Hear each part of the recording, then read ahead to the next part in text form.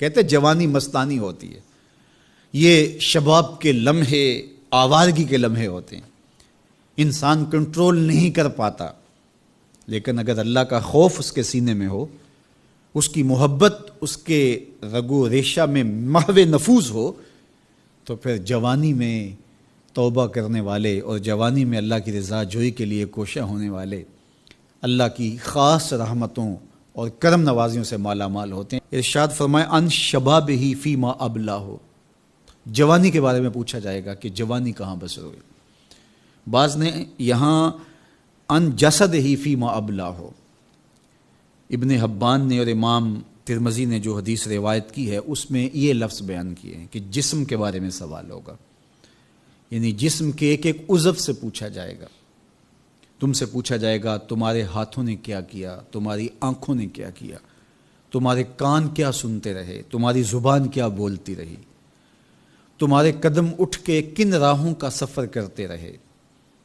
تمہارے ایک ایک عضو بدن کے بارے میں تم سے پوچھا جائے گا۔ عمر کا ذکر بھی ہے اور جوانی کا ذکر بھی ہے، تو جب عمر کے بارے میں پوچھ لیا گیا تھا تو پھر جوانی کا الگ سے کیوں پوچھا گیا؟ تو کہا کہ جو جوانی ہے یہ عمر کا خلاصہ ہے، اور عمومی طور پہ گناہ کی زندگی جوانی کی زندگی ہوتی ہے، اور جس نے جوانی کو سنبھال لیا اس کا بڑھاپا بھی خوبصورت ہو گیا، اور جو جوانی کو سنبھال نہ سکا تو اس کے پلے پھر باقی بچا ہی کیا۔ اسی لیے ایک روایت میں آتا ہے ان اللہ یحب الشاب التائب، اللہ تعالیٰ جل شانہ توبہ کرنے والے جوان سے بہت زیادہ محبت فرماتا ہے۔ نوجوان شخص جب توبہ کرتا ہے خوشی سے اللہ کا عرش بھی جھومنے لگتا ہے، فرشتے بھی آفریں آفریں کرنے لگتے ہیں، یہ کون شخص ہے؟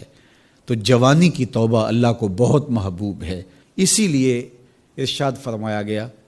کہ وَشَابٌ نَشَأَ فِي عِبَادَةِ اللَّهِ، وہ جوان جس کی جوانی اللہ کی عبادت میں گزرتی ہے،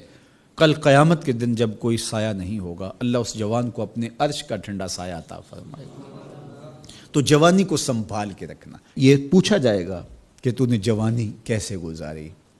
دعا کرو کہ قیامت کے دن جب ہم سے سوال ہو تو ہمارے جوان اس کا جواب یہ دے مالک ہماری جوانی سجدوں میں گزری تھی، ہماری جوانی تیرے دین کی نوکری کرتے ہوئے بسر ہوئی، ہماری جوانی قرآن کی دعوت دیتے ہوئے گزری،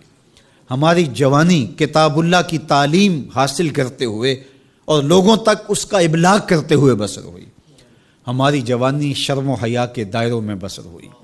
ہماری جوانی تیرے ذکر میں، تیری یاد میں، تیری محبت میں بسر ہوئی۔ تو وہ جوان جس کی جوانی اللہ کی یاد میں بسر ہوئی ہوگی تو پھر وہ اللہ کو عرض کرے گا کہ مالک جوانی تو تھی، شباب کی جولانیاں تو تھی، میرے معاصر میرے ہم عمر شباب کی لذتوں میں کھوئے ہوئے تھے، لیکن مالک میری پیشانی سجدے میں تیرے حضور جھکتی تھی اور میری آنکھیں تیرے حضور آنسوں کا خراج پیش کرتی تھیں، پھر میرا مالک اس جوان کو کتنی کرم نوازیوں سے مالا مال کرے گا۔ جوانوں کو جو اس وقت میرے مخاطبین ہیں میں کہوں گا کہ اپنی جوانی کو اتنا ستھرا اور پاکیزہ بنا لو کہ کل حشر کے دن شرمندگی نہ ہو کہ جوانی کو تو ہم سنبھال نہیں سکے، ہم دیوانے ہو گئے تھے، ہماری خواہشات بے قابو ہو گئے تھے، ہم اپنی عصمت کے جوہر کو محفوظ نہ رکھ پائے، ہماری نظروں سے حیا اور شرم کا جوہر اڑ گیا، اور ہم آوارہ مزاج چوکوں گلیوں بازاروں اور تھڑوں کے اوپر بیٹھ کے جوانی کے قیمتی لمحے ضائع کیے۔ کہیں یہ جواب نہ دینا پڑے بلکہ اللہ کے حضور ہم یہ کہیں کہ مالک جوانی تو تھی، شیطان بھی پوری طرح سے حملہ آور